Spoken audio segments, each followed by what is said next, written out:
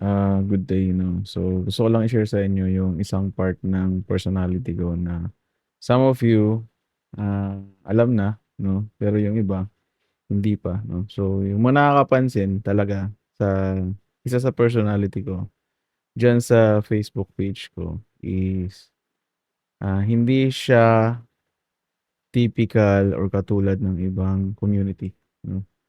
Um,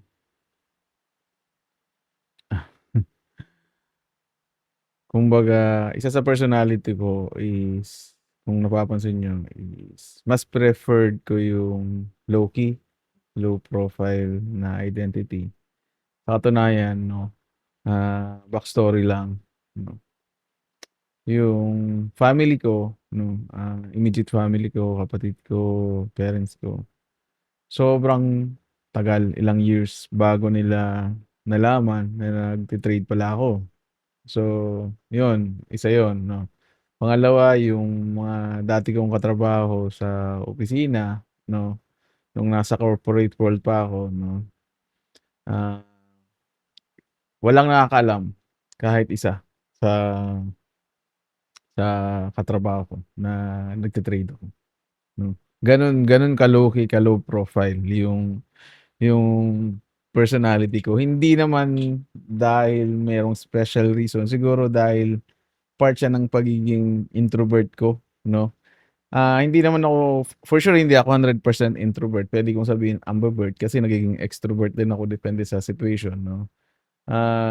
Pero 'yun yung isa kong personality na yun ayun, sorry mayroong tumawag na. So 'yun yung story nun 'no. So backstory, for sure pagka nakita 'to nung mga dati kong katrabaho 'no, they will understand 'no, bakit gano'n. Yung nakakatawa pa nga kasi, ah ikukuwento ko ba? Ano kakasabi ko lang low profile, low-key 'no.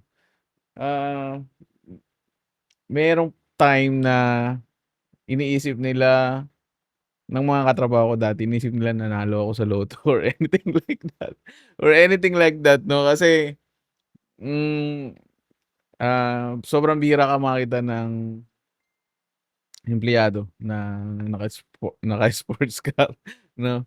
Ay naku.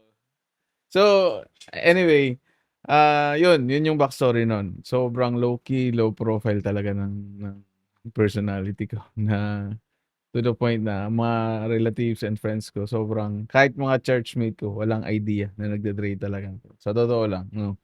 Ah, Siguro mas preferred ko kasi yung gano'n 'no, kasi hindi ko alam, ah, ang daming ano, ang daming factor siguro 'no.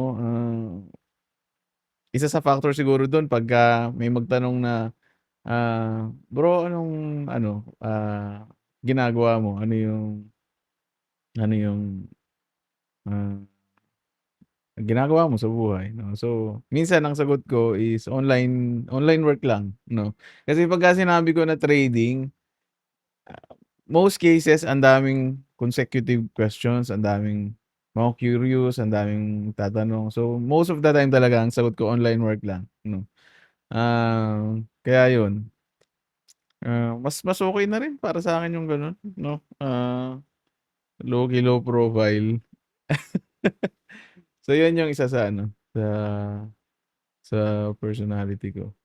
Kaya nga pagka nakita 'to ng mga ka-churchmate ko or ng mga ka-D group ko or mga old-time friends or old-time colleagues ko 'no, choice ko yun na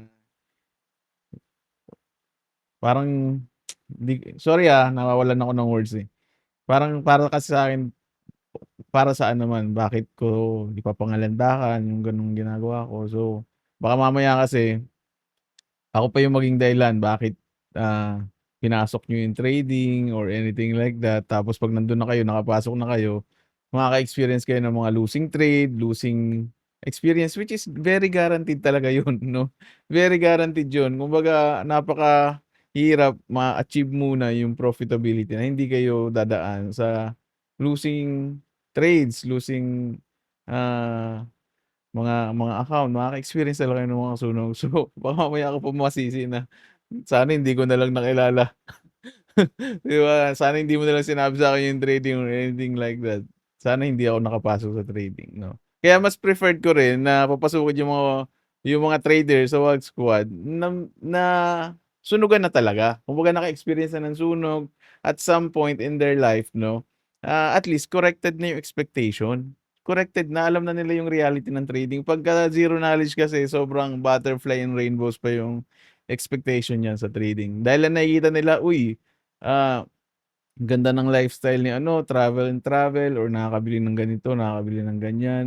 Pero hindi nila nakikita yung pinagdaanan mo, yung effort mo, yung mga iyak moments mo, yung mga sunog days mo, hindi man nila makikita yun, 'di ba? So, kaya yun, kahit hanggang ngayon 'no, some of my friends na nakikilala sa church or anything like that, hindi nila talaga alam na ano, na into trading ako. Yun yung reason dun. Kaya 'pag may nagtatanong, ano yung source of income mo, ano, online work lang madalas yung sinasabi ko. Kaya pagka makita niyo 'to guys, sorry 'no, hope you will understand yung reason ko.